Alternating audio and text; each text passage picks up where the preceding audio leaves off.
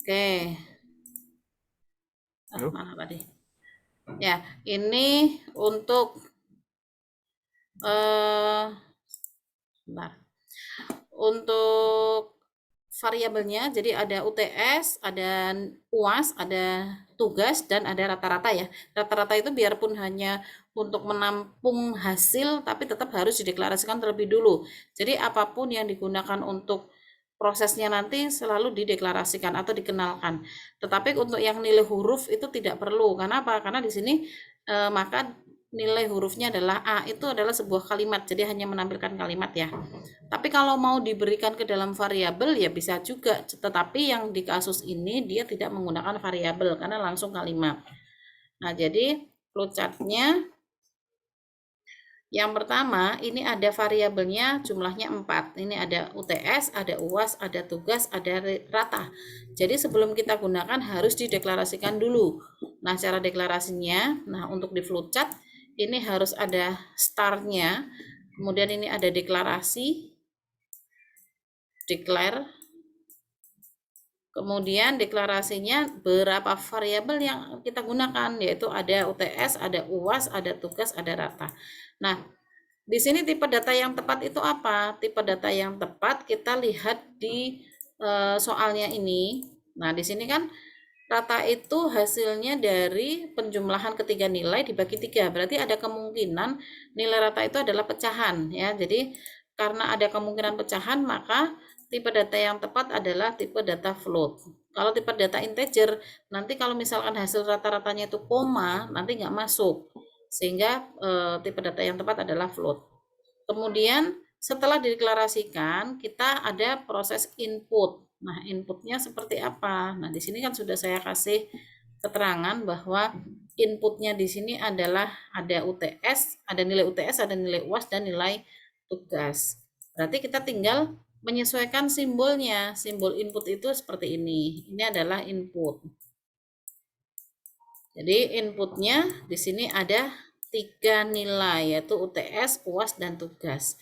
Setelah ada input, kemudian di sini ada proses menghitung. Menghitung apa? Menghitung rata-rata. Berarti proses menghitung rata-rata di sini ada simbolnya. Simbol proses itu persegi, ini adalah proses. Prosesnya itu untuk apa? Untuk menempatkan rumusnya. Rumusnya di sini adalah rata sama dengan UTS tambah UAS tambah tugas dibagi 3. Sama dengan yang tertuliskan di soalnya di sini ya. Nah, kemudian nomor 3 di sini untuk prosesnya jika rata. Kalau sudah ada kata jika, maka di flowchartnya di sini harus menggunakan decision atau menggunakan simbol percabangan ya. Nah, simbol percabangannya seperti apa? Simbol percabangannya itu sudah dibakukan, sudah paten, sudah standar, maka di sini simbolnya nih seperti ini. Nah, ini untuk yang jika ya. Oke. Jadi dari proses ini, proses perhitungan rata ini nanti kan keluar hasil ratanya nih dari penjumlahan UTS, UAS, tugas dibagi 3 nanti akan ketemu nilainya.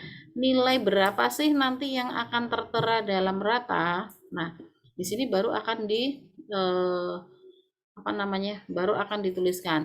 Jika rata itu 80 sampai 100, jika benar maka cetak A atau langsung ditampilkan A. Ini cetak A-nya adalah simbolnya seperti ini. False artinya kalau misalkan nilai rata itu tidak di antara 80 sampai 100 maka di sini yaitu antara 65 sampai 79 maka cetak B.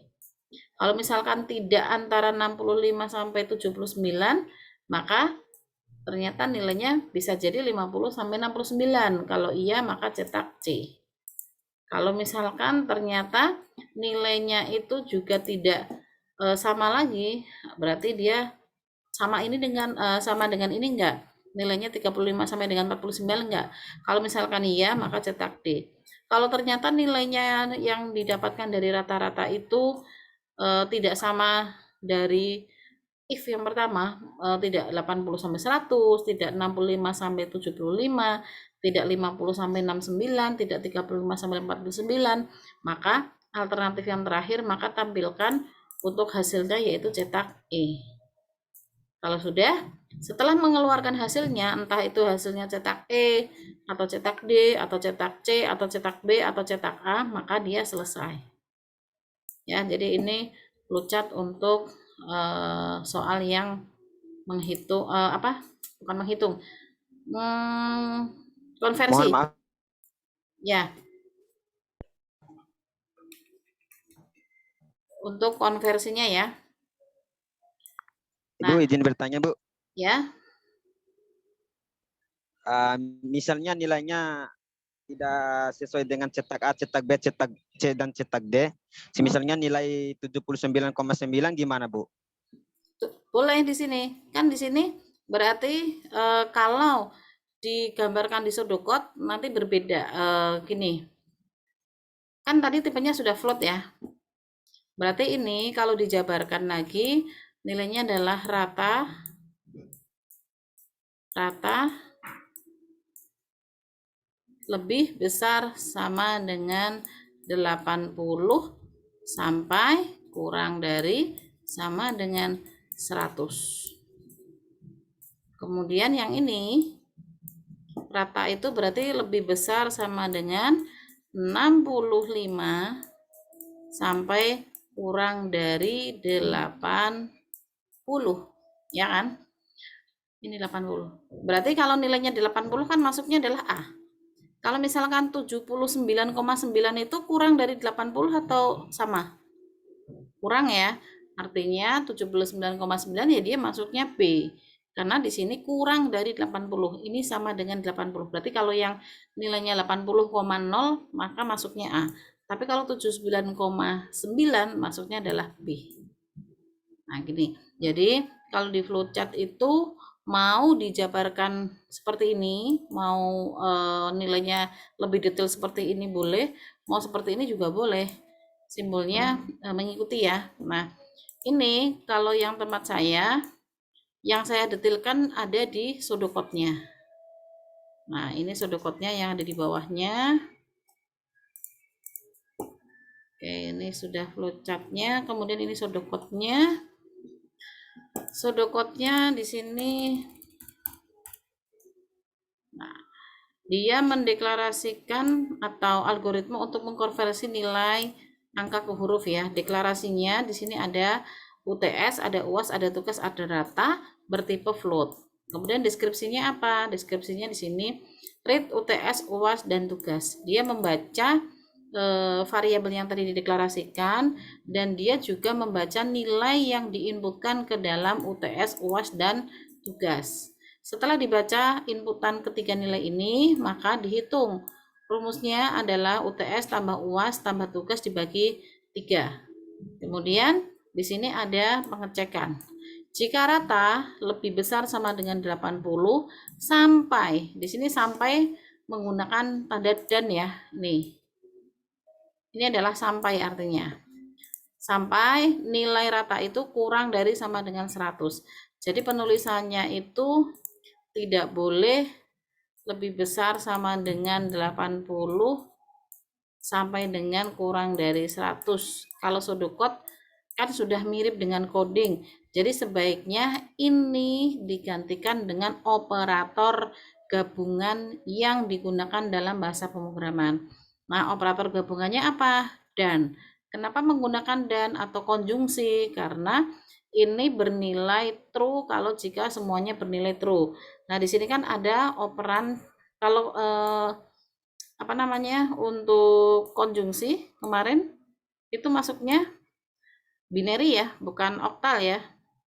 Jadi dia memiliki operan karena ada dua kalimat proposisi.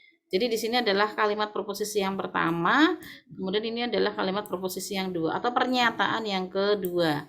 Nah, kalau misalkan di sini nilainya true, di sini true, di sini juga true, maka nilai ini akan menjadi true ya, karena antara itu kalau disimbolkan dengan operator di algoritma menggunakan dan.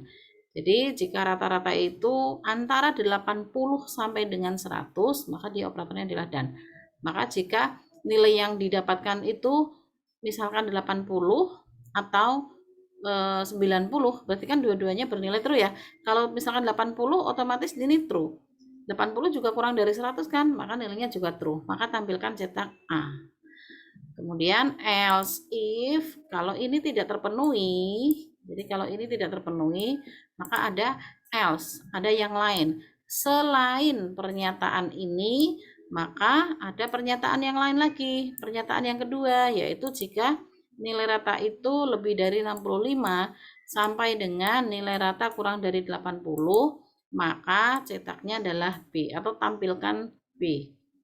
Selain itu maksudnya yang mana? Selain nilai 2 ini. Selain 2 if yang di atasnya. Maka cek lagi nilainya antara 50 sampai dengan 65 atau tidak rata-rata tersebut. Kalau iya, maka cetak C. Tapi kalau ternyata nilai yang ada di rata-rata itu tidak sama dengan if yang pertama, if yang kedua, dan if yang ketiga, maka selain itu dia membaca lagi nilainya kira-kira antara 35 sampai 50 atau bukan. Kalau iya cetak D. Tapi kalau bukan lagi, bukan di antara nilai ini, nilai ini, nilai ini, dan nilai ini, maka alternatifnya berarti alternatif yang terakhir. Berarti kalau nilainya tidak sama antara 35 sampai dengan 100, maka nilainya adalah E. Kemudian and if selesai. Artinya program ini sudah selesai, pseudocode-nya sudah selesai. Berarti program untuk konversinya dia sudah berakhir. Nah, dari sini nanti tinggal dikodingkan. Cara ngodingannya gimana? Ya menggunakan bahasa sesuai dengan bahasa yang dipelajari. Kalau misalkan di sini menggunakan C, ya buat menggunakan C++. Gitu.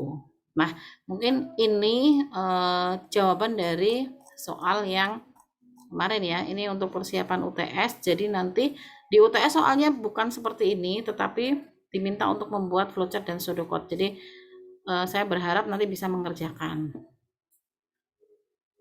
Oke, mungkin ada yang mau ditanyakan dulu?